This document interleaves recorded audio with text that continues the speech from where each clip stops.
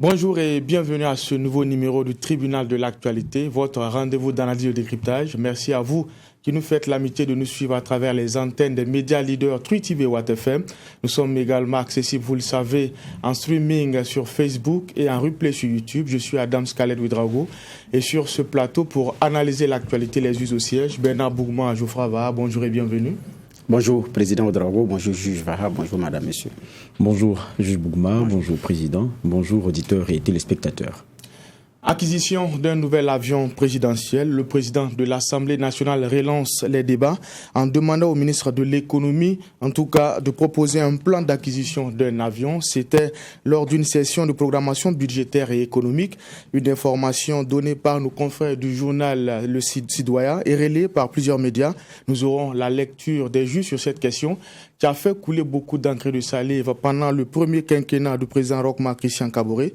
En deuxième partie de cette émission, nous allons parler lutte contre le Covid-19 et la décision du Niger d'ouvrir ses frontières terrestres, une décision qui tranche avec celle de la CEDEAO, qui joue la carte de la prudence et qui propose l'option d'une ouverture concertée des frontières au niveau justement de son espace communautaire. L'analyse de ces sujets, ça sera juste après cette première partie, les avant-propos.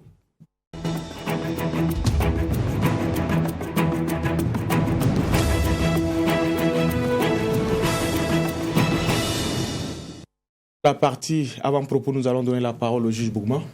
Merci Président. Mon avant-propos est une citation de Thomas Sankara que je vais prendre. Il dit « Nous allons quadriller le Sahel. À chaque angle, aux 5 km², nous créerons une oasis gérée par une unité de l'armée. Il y a une nappe souterraine dans toute la zone que nous utiliserons pour alimenter nos productions. Ensuite, nous ramènerons le chemin de fer à Dori pour permettre à nos éleveurs d'évacuer facilement et à moindre coût leur bétail. Nous avons affaire à des peuples nomades, ce qui rend l'éducation difficile. Alors, nous allons recruter leurs enfants comme enseignants pour faire des écoles mobiles. Les écoles suivront les élèves où ils iront.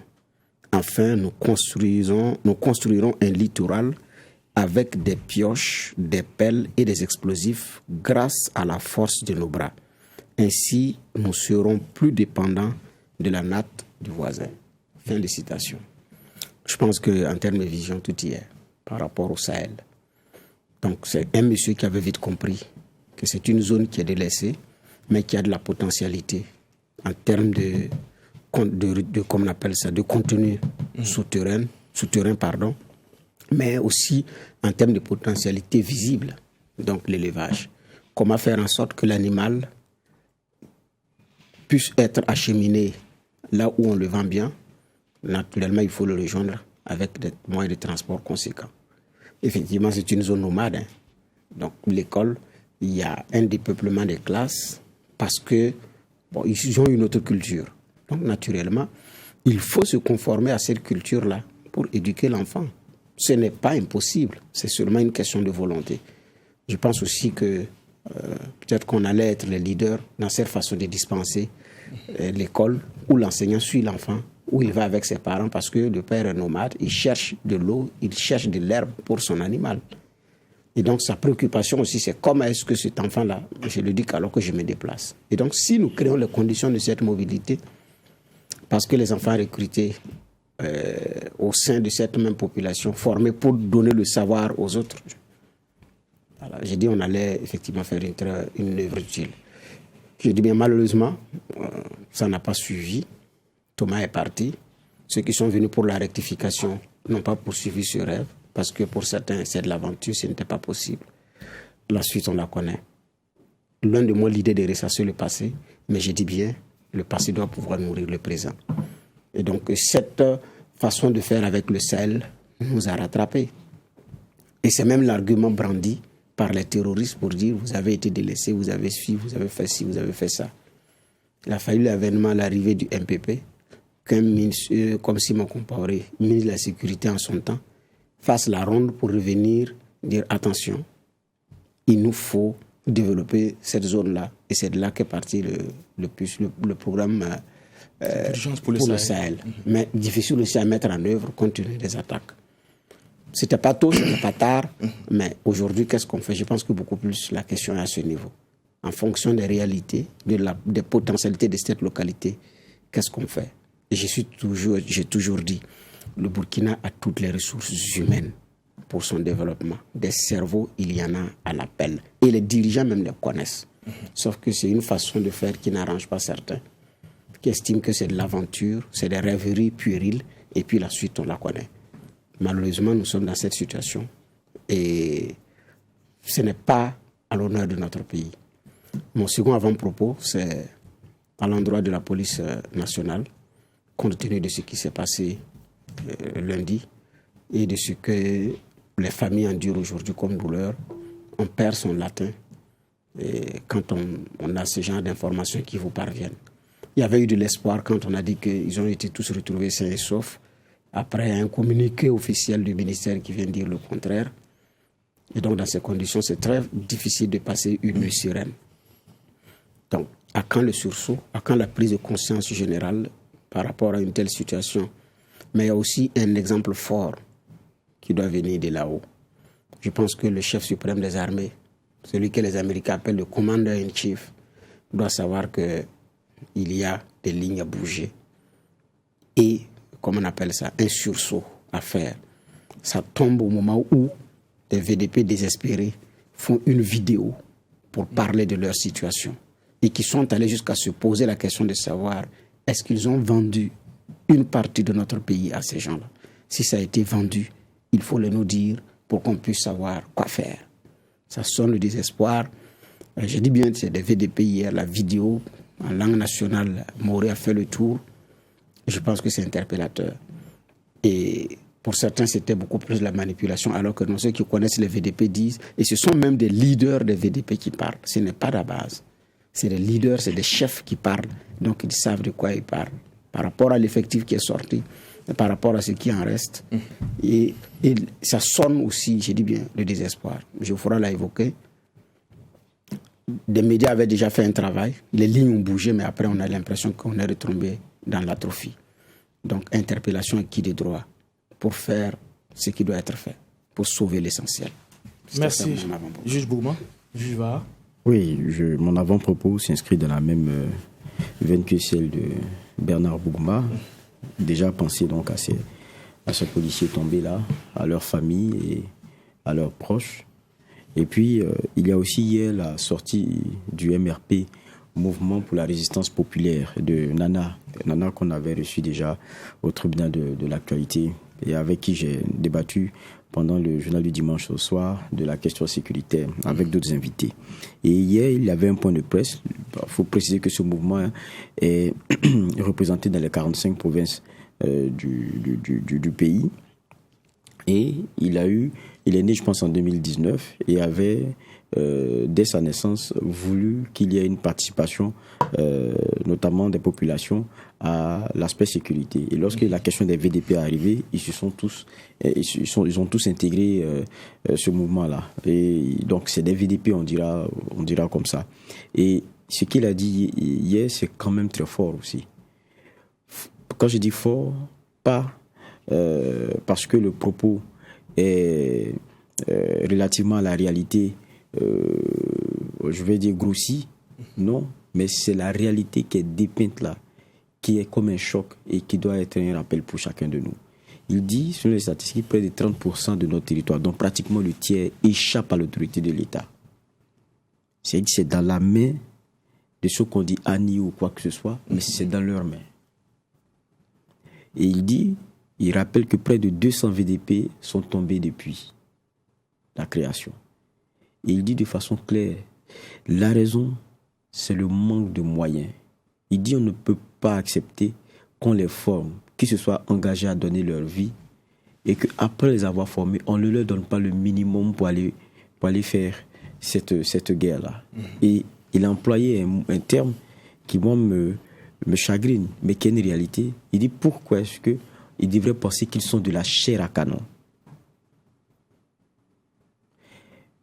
Et il termine pour dire que si d'aventure, dans les périodes à venir, on est notre Solan ou bien on a encore des des attaques du genre avec des morts, ils vont convoyer, en tout cas ils vont mettre des cars à disposition à la place de la nation. Pour ceux qui veulent aller, ils vont aller au front avec le peu qu'ils ont, mais même avec rien. Si on doit les tuer, on va les tuer et ça va finir.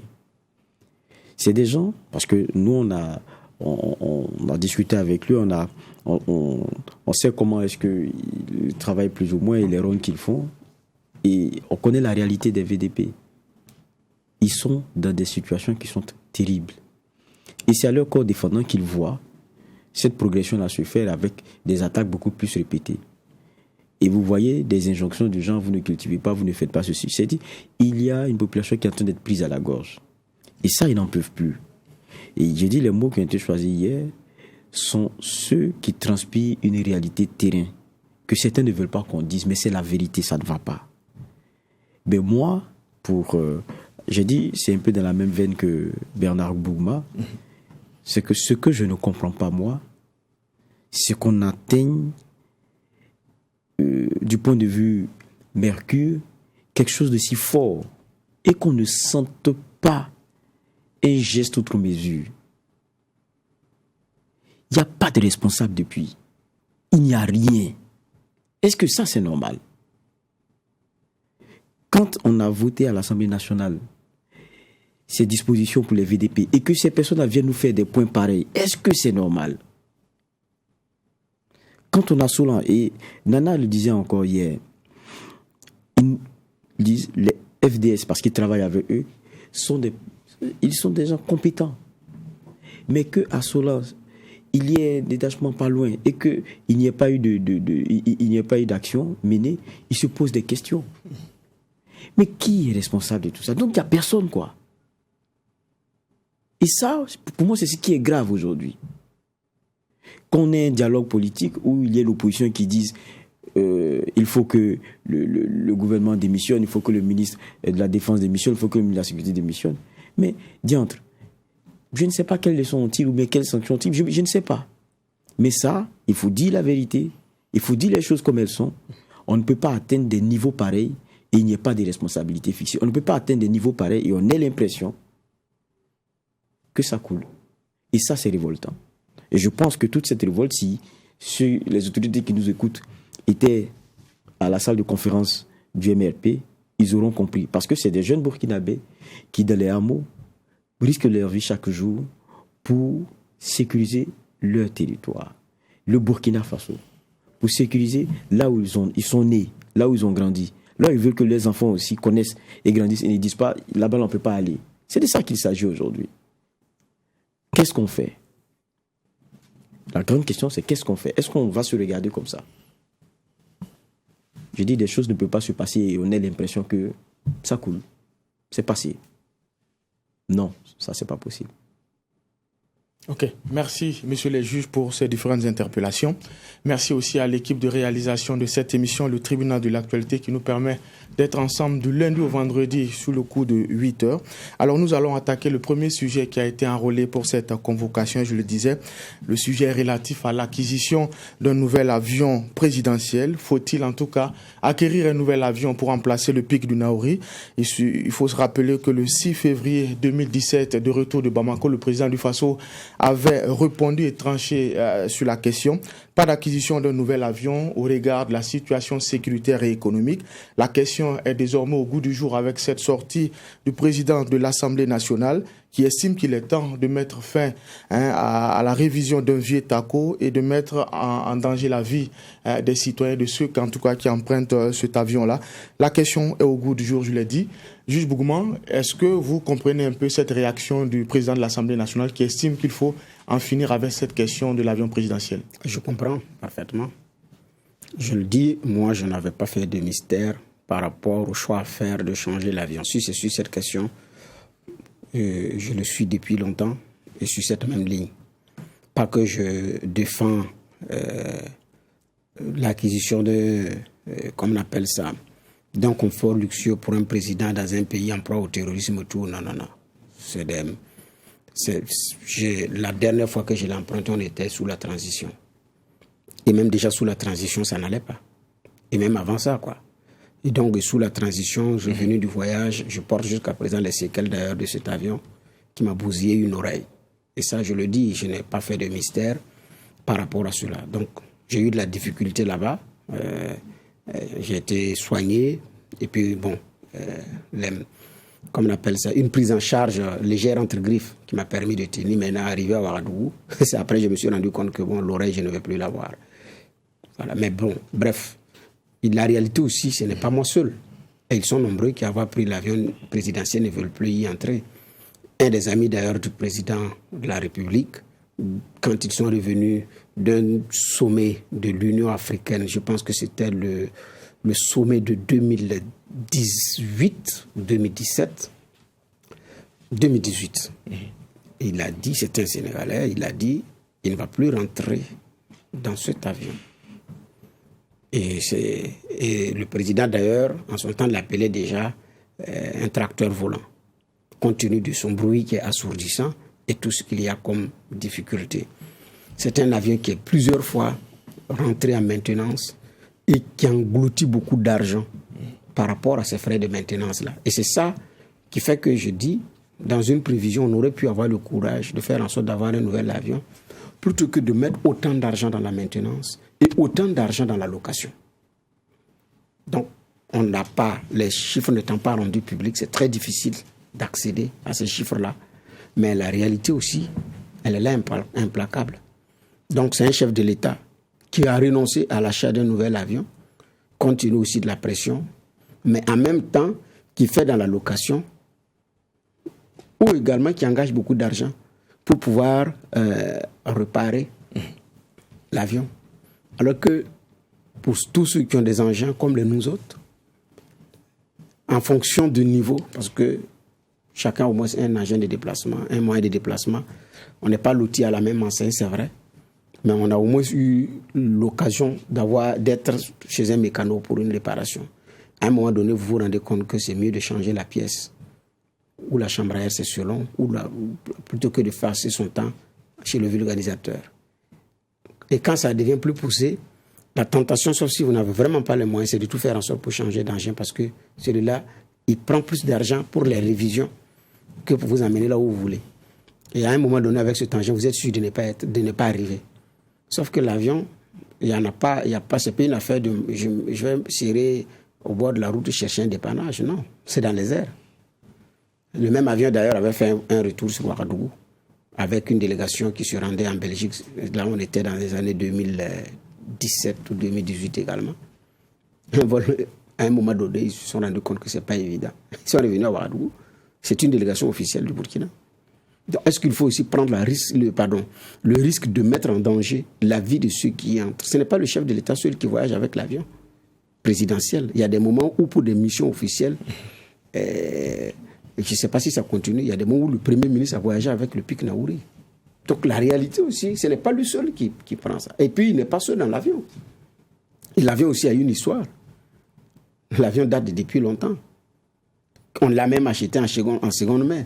C'était un ancien avion de Michael Jackson. Donc, il y a aussi cette histoire-là qui est là. Mais bon, comme on est dans un pays aussi où on est habitué aux francs au revoir, avec tout ce que cela implique comme réalité, je dis, on est dans cette situation. J'ai dit, on aime le franc au revoir parce que quand on regarde les conditions de dédouanement, plus la voiture est neuve, plus le coût de dédouanement est élevé. Moins, c'est-à-dire quand elle est plus âgée, vous dédouanez moins. Conséquence, on a de vieux véhicules qui rentrent au Burkina, qui polluent et qui ont des problèmes mécaniques. Alors qu'ailleurs, on encourage ceux qui achètent les véhicules moins âgés. Le dédouanement est plus facile. Et quand c'est plus âgé, en ce moment, vous dédouanez plus cher pour éviter d'envoyer des engins polluants et beaucoup polluants et aussi qui exposent à des pannes mécaniques. Depuis, nous, on a fait le choix contraire. Donc, la dernière fois, je souriais sur Facebook quand j'ai appris que la ville de Lyon nous a donné une vieillerie à la mairie, déclassée, parce que déjà, voilà. Donc, je fais cette digression pour dire, c'est comme si on aime ces secondes mains-là, qu'on entretient régulièrement, plutôt que de faire un investissement pour le long terme. Donc, nous sommes dans une telle situation. Et le président de l'Assemblée nationale, en le disant, en réalité, il s'offusque du coût de maintenance contenu dans dans les lignes budgétaires. Et c'est ça qui l'a offusqué. S'il faut mettre autant d'argent pour la maintenance, c'est mieux d'acquérir un nouvel avion et passer à toute autre chose. Et je sais qu'il n'est pas le seul Burkinabé qui pense la même chose. Et moi, je ne fais pas de mystère là-dessus.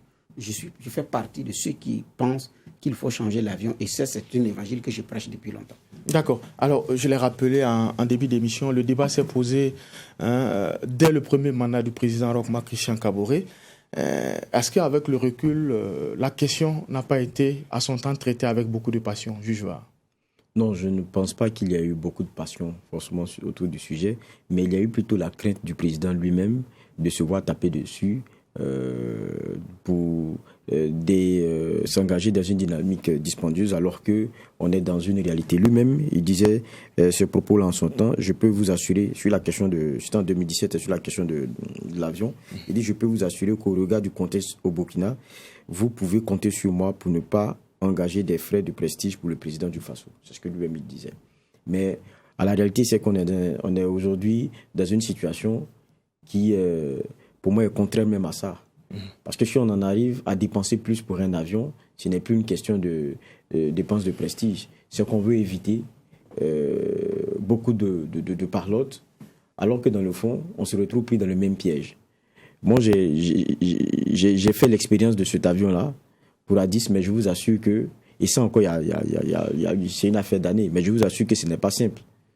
Vous priez. C'est-à-dire que moi, je ne savais pas que c'était comme ça.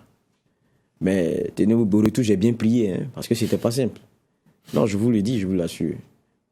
C'est pas simple. Et on comprend que le président, depuis un certain temps, vole plutôt dans d'autres avions, qui sont des avions privés.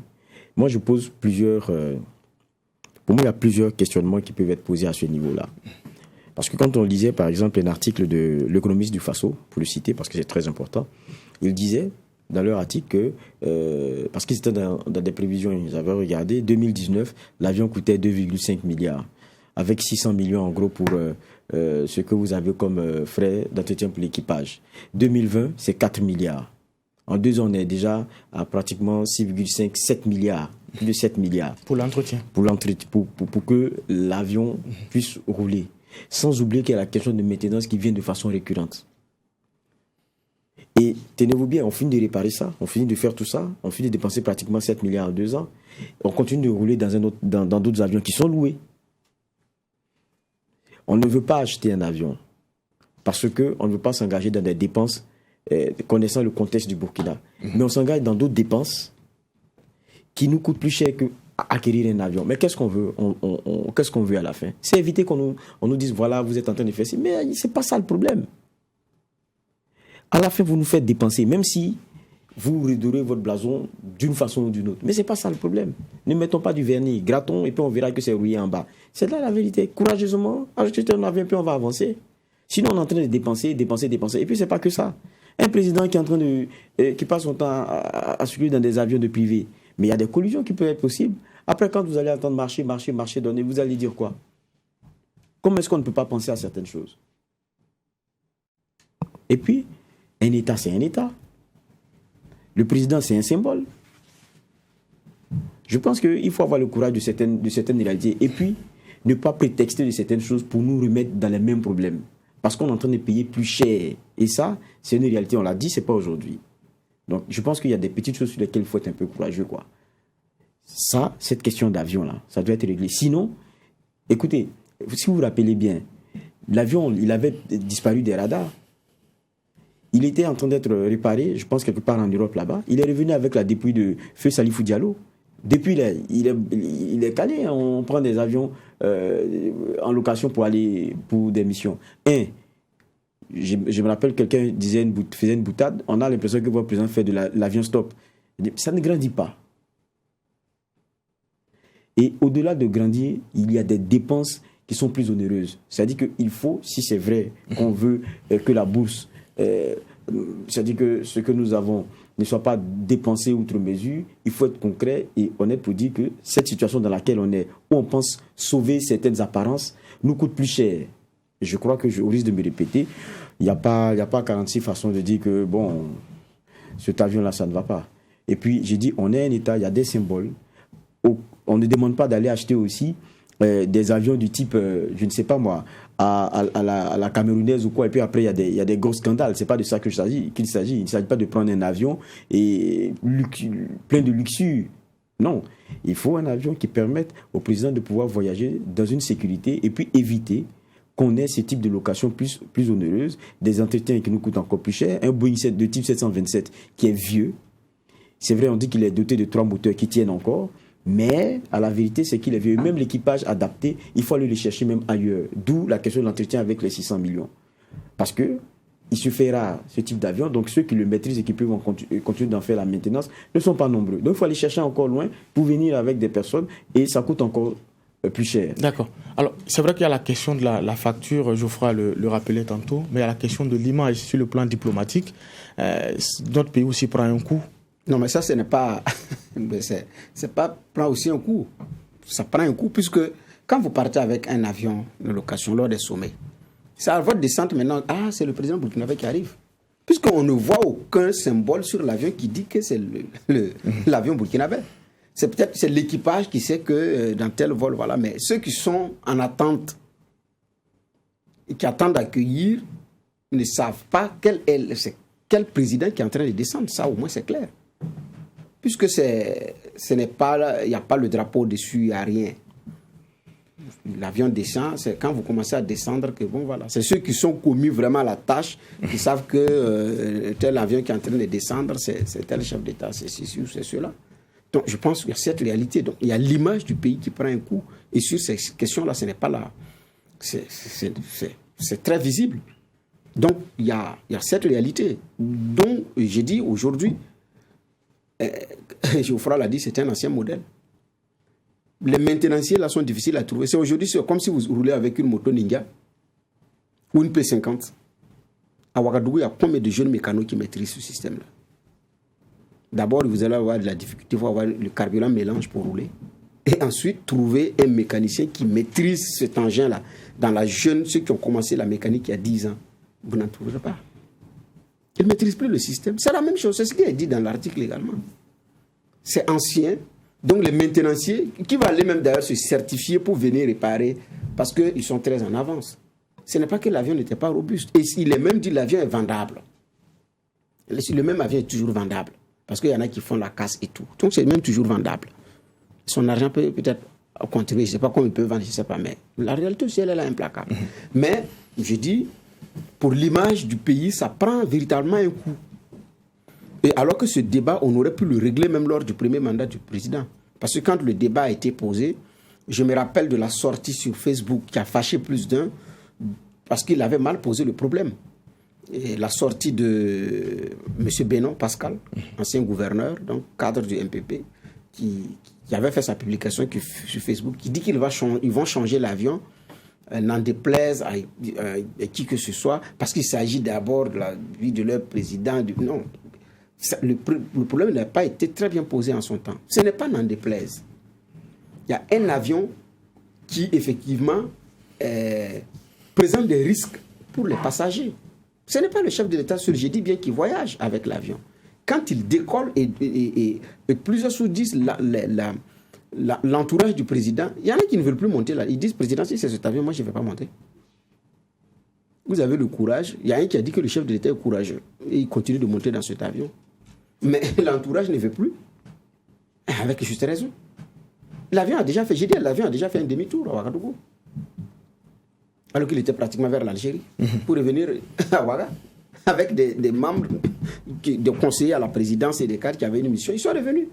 Donc il y a cette réalité effectivement qu'il faut voir. Donc l'image du pays prend un coup. Et puis dans les locations, les corruptions dont on parle, les pots de vin, les dessous de table par rapport aux locations, est-ce que réellement nous louons au coût réel? Est-ce qu'il n'y a pas quelqu'un qui prend également un surplus de la location? Avec ces frais de maintenance qui vont vite, est-ce qu'il n'y a même pas des rallonges qui sont également sollicités par rapport à ces frais de maintenance? La négociation avec les membres de l'équipage adaptés pour venir, combien ça coûte? Oui. Et le coût réel, c'est combien? Parce qu'en ce moment, vous négociez. Puisque vous négociez aussi.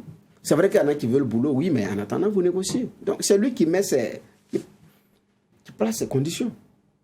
Et donc, ça, l'image du pays, il prend un coup et ce n'est pas chose. Il faut le dire. Sankara avait fait un choix. Une façon de gérer, une façon de rationaliser les ressources publiques qui faisait de l'autostop, qui avait bloqué d'ailleurs un avion libyen au Burkina et qui a demandé à tout l'équipage d'essayer s'il maîtrisait l'avion restait parce que c'est pratiquement la force en griffe qu'il faisait à son frère Kadhafi, mais ils étaient tous de la même tendance. Aujourd'hui, est-ce que nous sommes toujours dans ce même contexte d'avions stop, d'avions à louer et tout. Donc je pense quand même qu'il y a un courage à avoir. Et maintenant, ce n'est pas faire comme le cas malien, où après on regarde le coût, il y a eu de la surfacturation. C'est tout ça. Donc quand vous dites que vous avez payé une moto de 600 000 à 1 million, ça pose véritablement un problème. Sinon, si c'est dans le coût réel aussi, c'est expliqué au Burkinabé les conditions d'acquisition, parce que j'ai dit bien, c'est la vie aussi de gens que vous exposez. Donc, il y a cette réalité à voir. Et puis après, c'est un État, il y a une image. D'accord.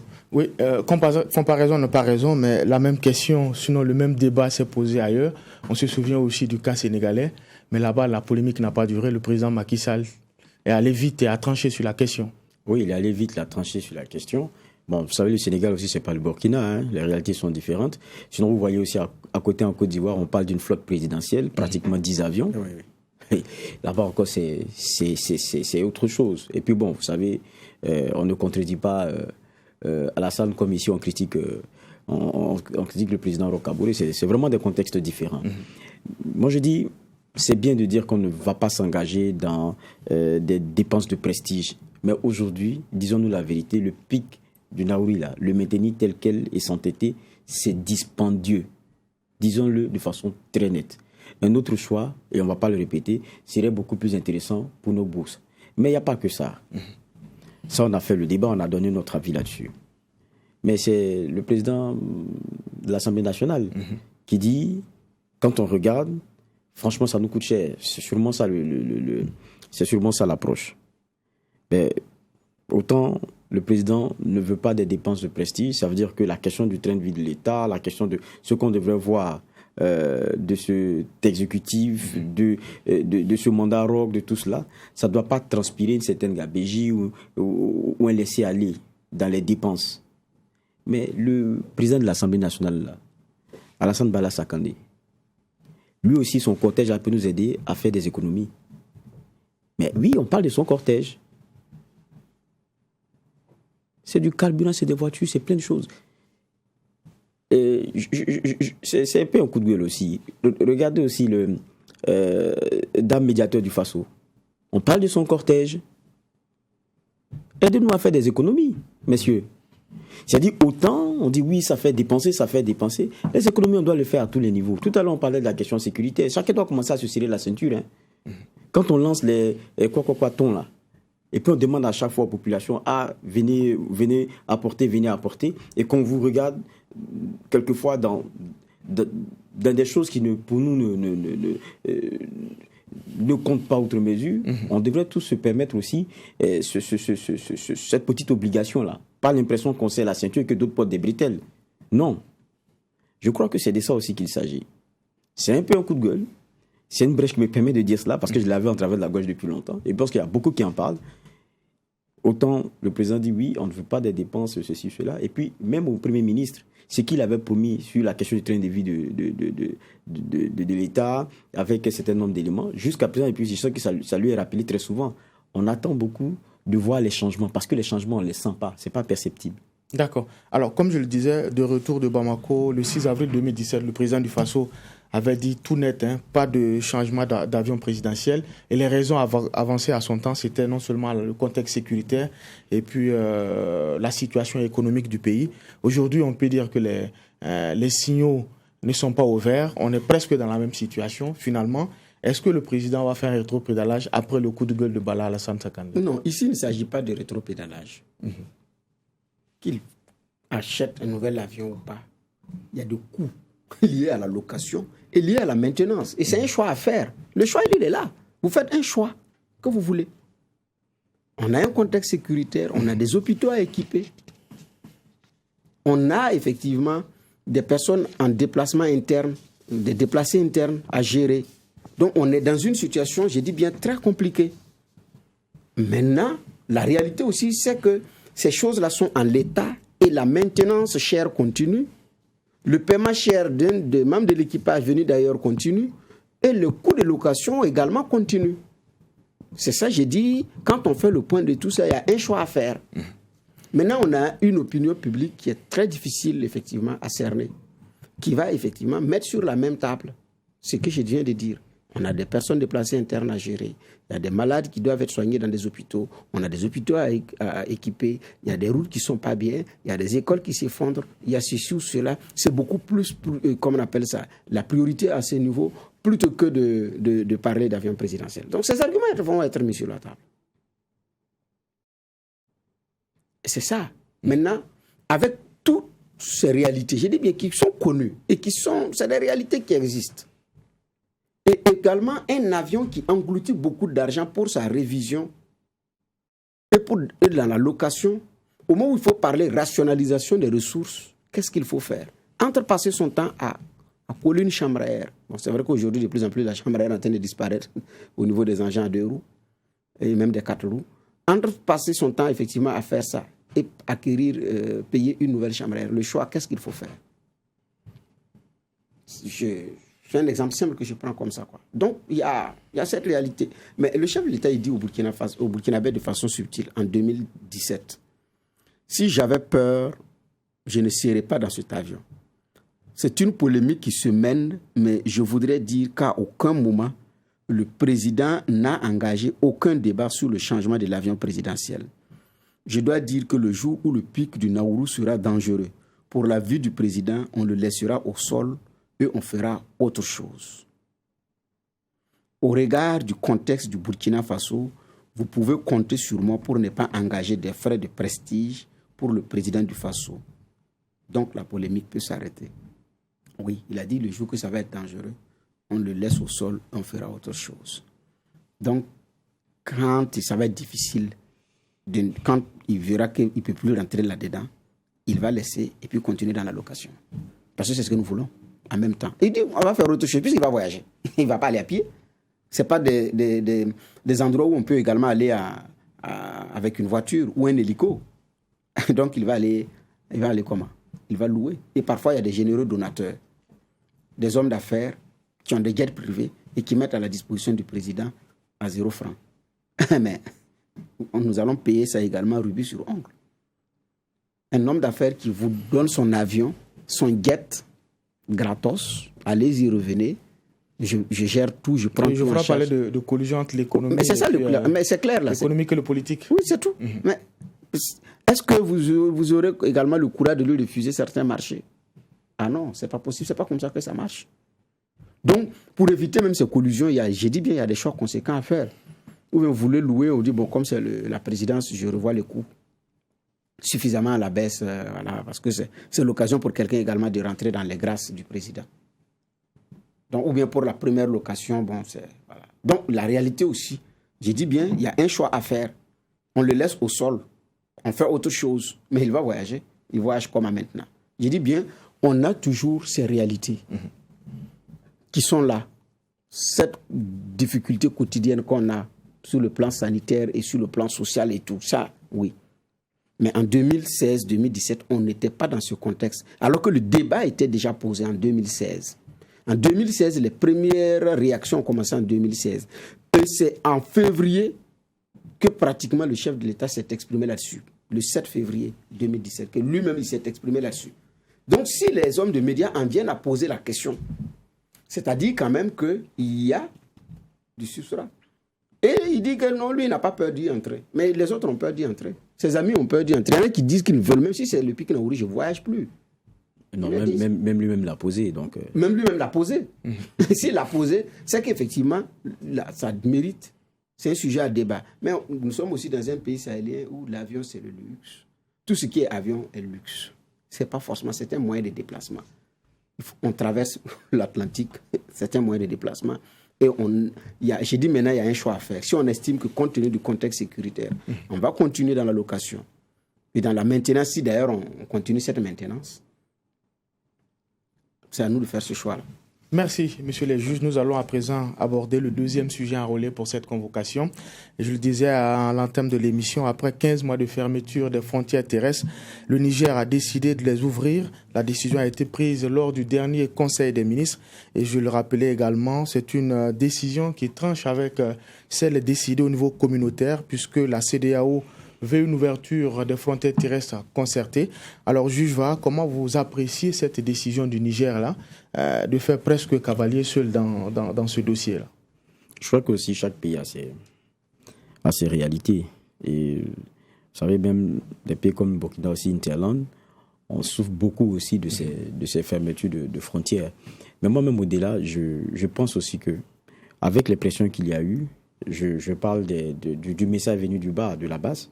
On pensait que les chefs d'État allaient être un peu réceptifs aux souffrances, notamment des populations, parce que on est dans un contexte où, à la vérité, ça va ressembler à une caricature, mais seuls les riches peuvent voyager. C'est ce qu'ils sont en train de nous dire. Si vous avez les sous, vous pouvez prendre l'avion, vous pouvez voyager. Vous pouvez quitter le pays. Si vous n'avez pas les sous, restez. Ça dit qu'officiellement, ça veut dire ça. La question de Covid, on fait notre point chaque jour, on est à combien? La plupart des pays de la CEDEAO, là, on est à combien? Non, mais il faut arrêter.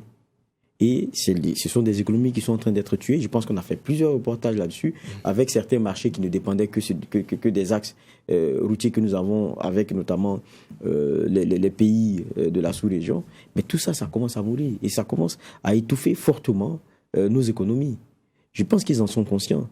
Maintenant, je pense qu'il y a un choix courageux à faire. Il ne faut pas faire du mimétisme. Même les Blancs, ils ont commencé à ouvrir les choses. Regardez en Europe, ça bouge maintenant. Avec, évidemment, toutes les précautions qui sont prises. Mais je dis, moi, je ne comprends pas ce dans quoi nous sommes en train de nous maintenir et qui continue de nous asphyxier. Je ne comprends vraiment pas. Alors qu'à la réalité, et ils sont tous conscients de cela. Je pense qu'on en a discuté avec quelques ministres, même en son temps, on a posé le problème. Ils sont conscients que tout le monde passe par les frontières, là, mais tout le monde passe la frontière, mais par des circuits un peu détournés, sans contrôle médical, c'est-à-dire des vaccins. Avant même, avec l'ouverture des frontières, vous étiez obligé de faire un certain nombre de vaccins pour passer la frontière. Maintenant, ce n'est même plus ça. Ça dit qu'on peut avoir le retour de certaines maladies contre lesquelles on a lutté. Hormis même la question de Covid-19, sans oublier que, pour ce qui est de la maladie à coronavirus, ceux qui passent la frontière par les circuits que tout le monde sait aujourd'hui, ne font pas de tests et puis ils passent. Je ne sais pas, quel est ce qui nous colle à la peau.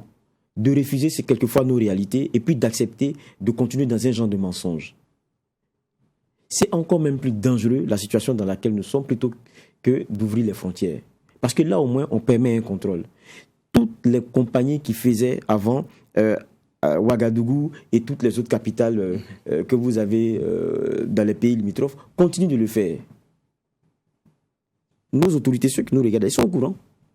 Mais ils pensent que quand les gars là, ils te disent que ils font Ouaga Abidjan, Ouagadougou Lomé, ils passent par où? Mais le car arrivé quelque part là, ça s'envole. Ils descendent les passagers, ils ont des circuits, les gens prennent des tricycles, ils se retrouvent de l'autre côté et puis ils continuent. Ils n'ont fait aucun test, ils n'ont rien fait. Et puis qu'est-ce qui se passe? Il y a une autre économie qui est en train de se créer là-bas. C'est un genre de fraude, ça ne dit pas son nom, c'est encore plus dangereux. Avant, pour passer la frontière, vous montez vos pièces, il y a des contrôles qui sont faits. Maintenant, il n'y a plus de contrôle, on est dans une situation sécuritaire qui est difficile. Et c'est dans ce contexte-là qu'on se plaît à continuer comme ça. Je me demande, qu'est-ce qu'on veut? C'est quelle vision?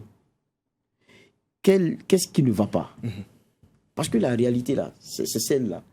C'est-à-dire qu'on est en train d'organiser un contournement de tout ce qui nous préservait.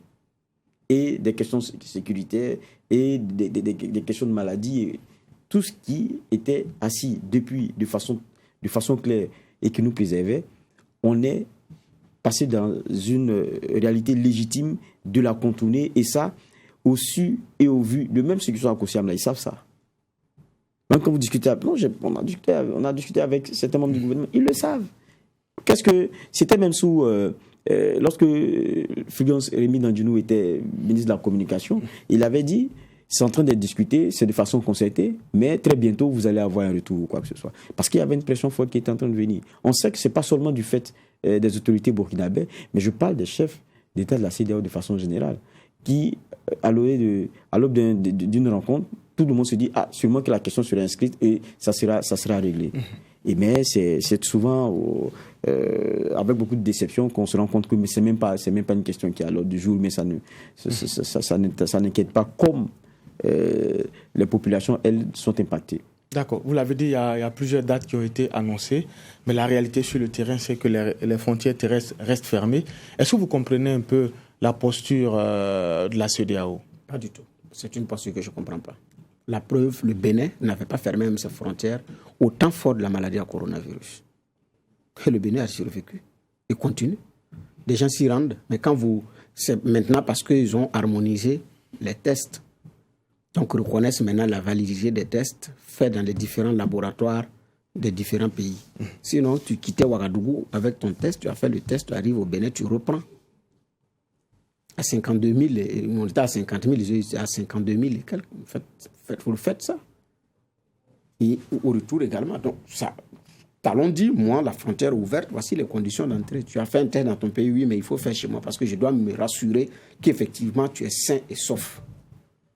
Bon, lors du sommet de l'UEMOA, ils ont harmonisé. Donc, et on s'attendait à une ouverture en mai parce qu'ils avaient dit qu'à partir de mai, le coût pour l'avion devient 25 000 francs et le coût pour la voie terrestre 5 000 francs. Comment vous pouvez déjà parler du coût pour la voie terrestre sans envisager l'ouverture des frontières? Donc, les populations étaient convaincues qu'à partir de mai, elles allaient pouvoir traverser les frontières terrestres. Jusqu'à présent, non. Ce sont les frontières aériennes qui continuent. Donc, les vols continuent. J'ai dit, mais la maladie est rentrée par ceux qui prennent l'avion.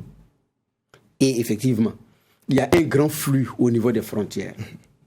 Mais il n'y a pas eu de pic. C'est vrai qu'il y a eu ce qu'on avait appelé à un moment donné variante et tout, mais les choses se sont retombées. Donc, mais les uns et les autres passent la frontière. Je ferai la si bien caricaturé. Ils ne font pas de tests.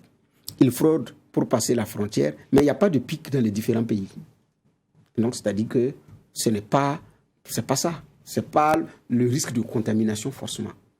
Sinon, il y allait... Parce qu'il faut être aux zones de frontières. Et à Ouaga, pour que vous vous intéressiez à ces choses-là, c'est rare de ne pas voir quelqu'un qui est rentré récemment ou qui est reparti récemment par la frontière terrestre. Dans l'entourage, chacun a au moins un proche qui a fait ça, ne serait-ce qu'une fois. Même les autorités. Donc, même les autorités ont deux proches parce qu'il y en a qui ont des familles qui sont de l'autre côté de la frontière, qui sont rentrées par voie terrestre et qui sont repartis. Soit qui sont à l'Assemblée nationale, soit qui sont ministres ou qui sont des DG. Et je sais de quoi je parle. Donc, moi, je ne sais même pas où réellement aussi le problème se trouve. Mais le Niger, effectivement, décide de faire cavalier seul. C'est vrai déjà le Bénin, et le Niger rejoint le Bénin. Mais en même temps, pour nous, c'était une autre façon de mettre la pression sur la CEDEAO. On a toujours chanté CEDEAO des peuples. Il faut aller à la CEDEAO des peuples, une CEDEAO qui dépasse le carcan des chefs d'État pour aller. Mais là, on n'est toujours pas dans la CEDEAO des peuples. Parce que la CEDEAO des peuples n'en peut plus et elle traverse de façon illégale et de façon frauduleuse les frontières. Et elle dit, ouvrez les frontières. Ce n'est pas fait. Et depuis l'année dernière jusqu'à maintenant, on n'a pas pu avoir un dispositif d'accueil pour le test rapide ou de prise en charge urgente au niveau de nos frontières par rapport à la maladie à coronavirus. Donc, on continue de chanter souveraineté. On n'a pas pu faire ça. Donc, franchement, aujourd'hui, personne ne peut expliquer cela. Donc, ça a développé un autre pôle. Il y a de l'argent qui passe au niveau, qui circule, beaucoup d'argent qui circule au niveau des frontières, mais les États n'engrangent rien. Puisque les questions de vaccination, on ne s'intéresse plus à ça. Puisque vous n'êtes pas fondé pour demander s'il y a eu vaccination ou pas. Même si vous n'êtes pas vacciné, que quelqu'un prend l'argent, c'est dans sa poche. Et puis, vous continuez. Donc, franchement, c'est la CEDEAO, elle seule, qui comprend cet état de fait. Et ce sont les chefs d'État qui comprennent ce que ça veut dire.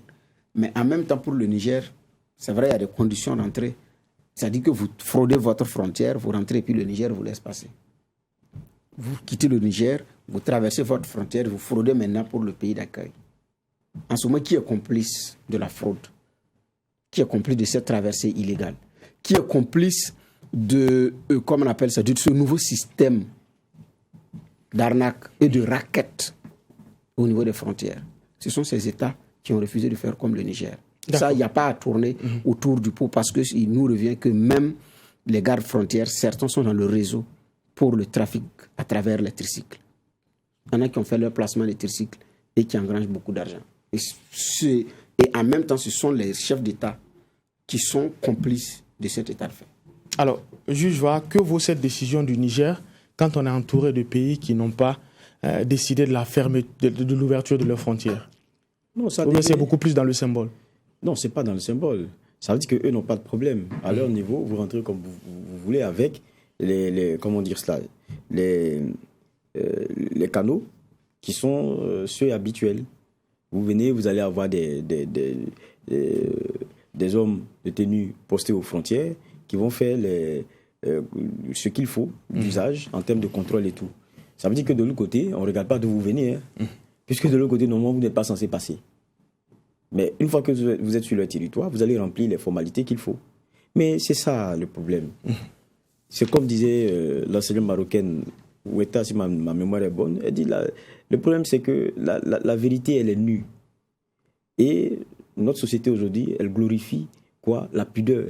Et donc, l'hypocrisie est devenue notre vêtement préféré, notre habit préféré. C'est l'hypocrisie. C'est ça, c'est tout le symbole. Ça. C'est-à-dire que tout le monde sait bien qu'il y a ces vases communicants-là. Les gens voyagent, les gens vont, les gens viennent.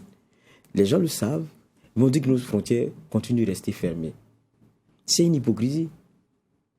Ça n'a même pas de sens. Bien au contraire, on soumet le pauvre à des situations plus dangereuses pour lui. Et celui qui est plus riche, il n'y a pas de souci, lui peut aller comme il veut.